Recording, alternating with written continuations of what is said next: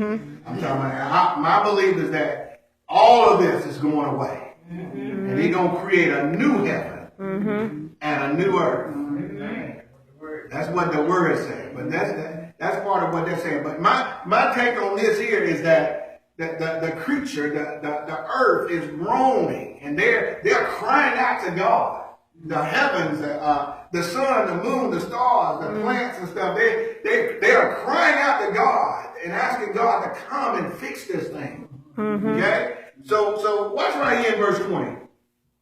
For the creature was made subject to vanity. Remember we were talking about, Solomon says, all vanity and vexation of the spirit. Talking about the creature, talking about the earth. All this right here, meaning that there's nothing in the earth, we're going to see here, there's nothing in the earth that can satisfy. Even if you took, it's nothing that can satisfy a dog or a cat. And now you can give it unsatisfied. It's like the Bible even said fire. Like fire is never satisfied. As long as you put paper on it, it'll burn. It would never say, I'm not going to burn this time. It's just never, it never gets enough. And that's how we are as people. All the way up to us. This flesh never gets enough. I don't care how much you give it. I bet you if they piled up, and I know this is the cycle of life, but if they piled up everything I done ate in my whole life from a baby, that's a lot of food. But I'm still hungry. You know what I'm saying? Because it's just a cycle. It's vanity. It's just an emptiness. Watch this in 21 right here. Well, let's finish reading 20. For the creature was made subject unto vanity, not willingly, but by reason of him who have subjected the same in what? Hope. Now watch this now. This is the key right here. God in his surgery, before the foundation of the world, and when he cursed Eve and he cursed Adam and he cursed the ground and he put them out of the garden, God made sure that they would not be satisfied out there on purpose. It's not that it wasn't in his ultimate plan. His ultimate plan was the garden, put Adam and Eve in there, and they would be fruitful and multiply. And they wouldn't know new heaven and new earth how to do all that, but because of their disobedience, God gave them freedom of choice, and because of their disobedience, God, being sovereign, knew that they was going to disobey, right? He surgically made it, he subject to us, to the earth and creation to vanity, where we could never be satisfied. In a hope, though. And this is the hope, is while we are here groping and looking for something to satisfy us, we'll find him. So we will never grab something and be satisfied with it. We'll keep on moving and moving and moving until we find what? Him.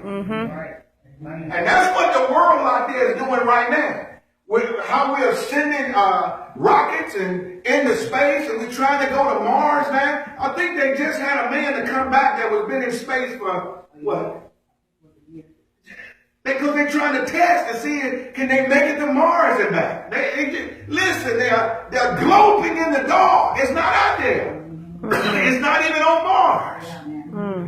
The furthest one away, what is Pluto? It's not out there.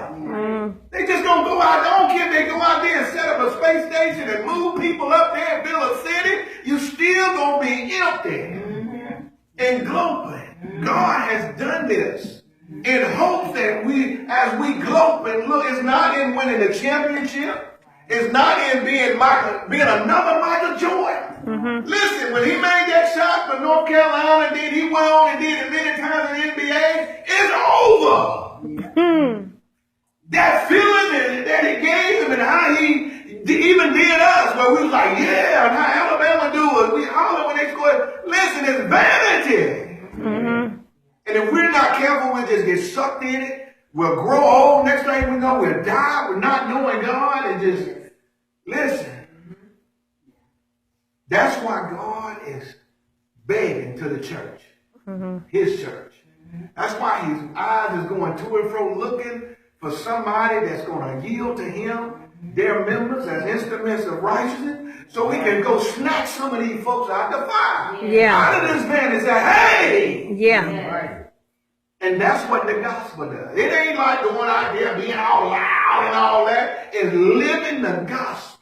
Yeah. Not being ashamed of it. Living it in a way where people just come and ask you, hey, where you go to church? Or just overhear your conversation or something. They'll begin to ask you questions, and then you get in there and that anointing fall. Next thing you know, their eyes is open. Yeah. And they see that this is darkness. Right. We don't belong here. Like Abraham said, we're just pilgrims. Passing through. We get hung up in this thing.